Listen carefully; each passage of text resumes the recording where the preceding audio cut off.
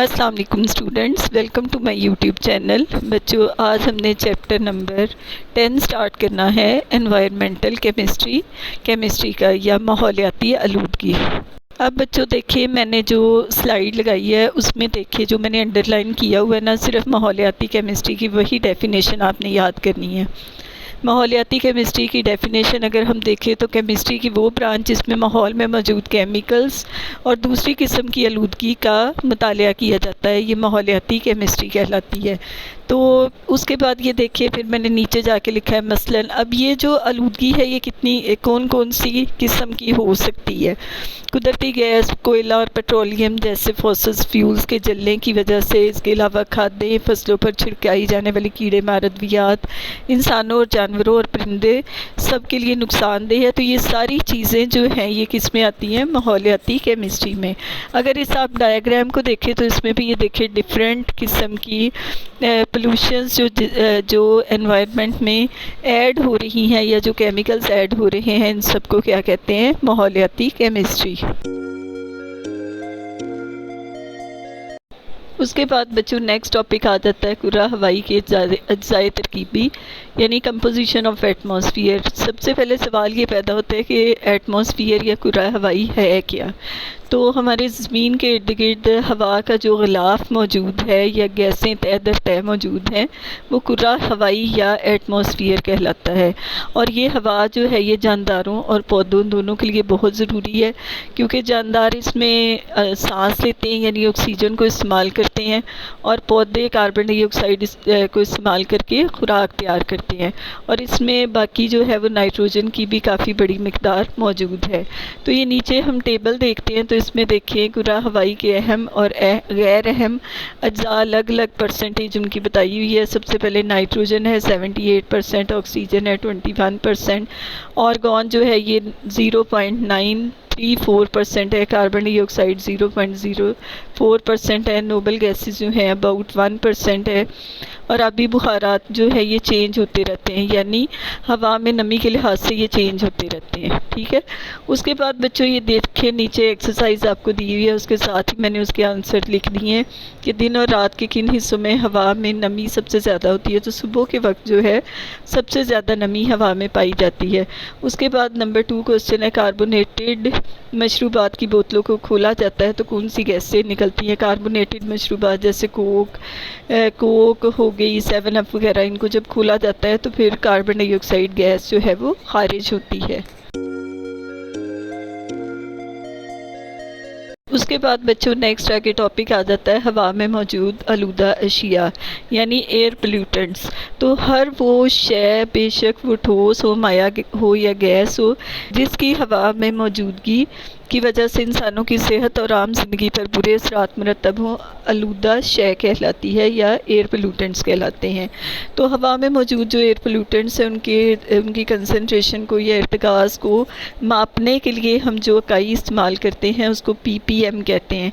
जैसे आप देखिए किसी भी चीज़ को, किसी वज़न को काउंट करने के लिए हम कहते हैं जी ये इतने किलोग्राम है। इसी तरह अगर हमने हवा में मौजूद एयर पोल्यूशन को या उसकी कंसंट्रेशन को देखना है तो फिर हम ppt यानी पार्ट्स पर मिलियन इस्तेमाल करेंगे। 1 ppm इर्तिकाज़ का मतलब है कि 1 मिलियन पार्ट हवा में 1 पार्ट आलूदा शय मौजूद है। तो हमें जो एहतियाती तदाबीर करनी चाहिए पोल्यूटेंट्स के लिए। हमें फाजिल मादे जो हैं जो घरों में यूज़ होते हैं, घरों से ख़ारिज होते हैं, उसको नदी नालों वगैरह या समुद्रों में नहीं फेंकना चाहिए, बल्कि उसको सीवरेज सिस्टम में फेंकना चाहिए। फिर माहौल को नुकसान पहुँचाने वाली अशिया को मत इस्तेमाल करें। अब बच्चों अगर हम देखें कि हवा में मौजूद अहम पोल्यूटेंट्स कौन से हैं, तो ये टोटल 7 पोल्यूटेंट्स है जो कि हवा में आलूदगी का बायस बनते हैं। इसकी मैंने नंबरिंग की हुई है। नंबर 1 पे आ जाता है कार्बन डाइऑक्साइड, नंबर 2 पे कार्बन मोनोऑक्साइड, फिर नाइट्रोजन के ऑक्साइड्स, ये NO, और इसको NOx से भी ज़ाहिर किया जाता है, यानी O जो है ये 1 भी हो सकता है, 2 भी हो सकता है, 3 भी हो सकता है। सल्फ़र के ऑक्साइड्स जो हैं SO3 और SO2 है, इसको भी SOx से ज़ाहिर किया जाता है। फिर उसके बाद हाइड्रोकार्बन्स आ जाते हैं। हाइड्रोकार्बन्स में मीथेन और ईथेन वगैरह शामिल हैं। नंबर 6 पे आ जाते हैं ठोस मादा के ज़रात, जैसे गर्द के ज़रात हो गए, पोलन्स हो गए, मेटल कंपाउंड्स के ज़रात वगैरह हो गए। उसके बाद नंबर 7 पे ओज़ोन यानी O3, ये वो अहम एयर पोल्यूटेंट्स हैं जो कि हवा को आलूदा करते हैं।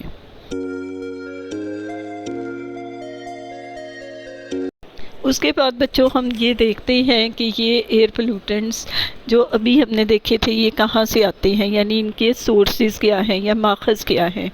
तो ये जो आपकी बुक में पैराग्राफ था वो पैराग्राफ की फॉर्म में था, इसकी मैंने नंबरिंग कर दी है। ये आपको नंबर 1, नंबर 2, नंबर 3 इस तरह मुख्तलिफ फॉर्म्स में नज़र आ रहे हैं। इस तरह लिखना भी ईजी है और आप इस तरह क्वेश्चन को जब हेडिंग्स के साथ देंगे तो वो देखने भी खूबसूरत लगेगा। नंबर 1 आ जाता है कि फॉसल्स फ्यूल्स के जलने की वजह से, फॉसल्स फ्यूल्स के जलने की वजह से जो है carbon dioxide gas, carbon monoxide gases जो हैं ये खारिज होती हैं। उसके बाद इसमें कुदरती गैस, कोयला, पेट्रोलियम वगैरह जो हैं ये सारे आ जाते हैं। ठीक है। उसके बाद नंबर 2 पे अगर हम देखें तो नंबर 2 पे जो है आतिशफ़शानी, आतिशफ़शानी या आतिशफ़शां पहाड़ के फटने की वजह से क्या होता है, कार्बन डाइऑक्साइड, सल्फ़र डाइऑक्साइड और मादा के ज़रात वगैरह शामिल हो जाते हैं। नंबर 3 जो है ये डिकम्पोजिशन जो है, किसी भी चीज़ की डिकम्पोजिशन, ख्वाह वो पौधों की हो या जानवरों के अंदर खुराक के हज़म करने का प्रोसेस हो, तो इसमें भी जो है मीथेन और दूसरी गैसेस जो हैं वो हवा में शामिल होती रहती हैं। नंबर 4 पे आ जाता है बच्चों ओवर पॉपुलेशन। तो जैसे ही आपको पता है कि जैसे जैसे शहरों की आबादी बढ़ती जा रही है, ओवर पॉपुलेशन होती जा रही है, तो उसकी वजह से बेतहाशा जो है वो सनती सरगर्मियाँ, ज़राए नकलो हमल वगैरह सनतों से देखिए आलूदगी जो है वो हवा में बढ़ती है। फिर उसके बाद गाड़ियों का धुआं वगैरह, वो फिर सीवरेज वगैरह, ये सारा कुछ जो है यानी ओवर पॉपुलेशन जो है ये पोल्यूशन का बायस बन रही है। नंबर 5 देखें तो ओज़ोन गैस, तो ओज़ोन गैस भी हवा में शामिल जब होती है तो ये आलूदगी का बायस बनती है। ठीक है। और ये कहाँ से आती है ये ओज़ोन गैस, ये जो हम लोग आजकल ज़्यादा एसी वगैरह यूज़ करते हैं, एसी फ्रिज वगैरह जो यूज़ करते हैं, उसमें से क्लोरोफ्लोरोकार्बन जो हैं ये ऊपर जाकर या हाइड्रोकार्बन्स जो हैं ये ऊपर जाकर जो है वो ओज़ोन का बायस ओज़ोन को तबाह करने का भी बायस बनते हैं। और ये गैस ज़मीन के नज़दीक हरारत और सूरज की रोशनी की मौजूदगी में नाइट्रोजन के ऑक्साइड्स और हाइड्रोकार्बन्स के बुखारात के रिएक्शन से भी बन जाती है। ठीक है। उसके बाद नंबर 6 है जी स्मोग। सर्दियों में जब हवा में मौजूद आलूदगी जो है वो धुंध के साथ मिल जाती है तो वो स्मोक बनती है। और पाकिस्तान के बहुत से शहरों में सर्दियों के मौसम में स्मोक का एक गिलाफ सा बन जाता है। तो इसकी बहुत सी वजूहात हो सकती हैं। अहम वजूहात में सनती आलूदगी आ जाती है, गाड़ियों का धुआं आ जाता है, फसलों की बाकियात को जला देना वगैरह आ जाता है, जिसकी वजह से जो है नाइट्रोजन की ऑक्साइड, सल्फ़र डाइऑक्साइड, मादी ज़रात और ऑर्गेनिक कंपाउंड्स वगैरह जो हैं हवा में मुअल्लक़ होकर स्मोक का बायस बनते हैं। उसके बाद नेक्स्ट बच्चों अगर आप देखें तो आपको एक टेबल दिया हुआ है जिसमें अलग अलग जो है इन्हीं पोल्यूटेंट्स के असरात दिए गए हैं। तो ये नंबर 1 देखें तो कार्बन डाइऑक्साइड है। कार्बन डाइऑक्साइड जो है ये इसकी सबसे जो बड़ा असर है वो ग्लोबल वार्मिंग का बायस बन रही है। ग्लोबल वार्मिंग क्या है कि ग्लोबल वार्मिंग ज़मीन के टेम्परेचर में इजाफ़ा करता है, जिसकी वजह से शदीद गर्मी, बहुत ज़्यादा बारिश, जंगल में आग लगने जैसे वाक़यात वगैरह बढ़ रहे हैं। नंबर 2 पे आ जाता है कार्बन मोनोऑक्साइड गैस। तो कार्बन मोनोऑक्साइड गैस जो है ये घुटन का बायस बनती है और इसकी वजह से खून में मौजूद सुर्ख ज़रात ऑक्सीजन की सप्लाई नहीं कर सकते, वहाँ पर कार्बन मोनोऑक्साइड ऑक्सीजन की जगह ले लेती है। नंबर 3 पे आ जाते हैं नाइट्रोजन के ऑक्साइड्स। तो नाइट्रोजन के ऑक्साइड्स जो है फेफड़ों को नुकसान पहुँचाते हैं, आँखों में खारिज का सबब बनते हैं, पौधों को नुकसान पहुंचाते हैं और ये एसिड रेन का भी बायस बनते हैं जो कि अमारात और चूने के पत्थर से बने हुए मुजस्मों को मुतासिर करती है। नंबर 4 पे आ जाते हैं सल्फ़र के ऑक्साइड्स यानी सल्फ़र डाइऑक्साइड, सल्फ़र ट्राईऑक्साइड, ये भी एसिड रेन का बायस बनते हैं। फिर हाइड्रोकार्बन जो हैं ये नमूनिया, खांसी, दूसरे सांस और फेफड़ों की बीमारियां इसकी वजह से पैदा होती हैं और ग्लोबल वार्मिंग का भी बायस बनते हैं। नंबर 6 पे आ जाते हैं मादी ज़रात।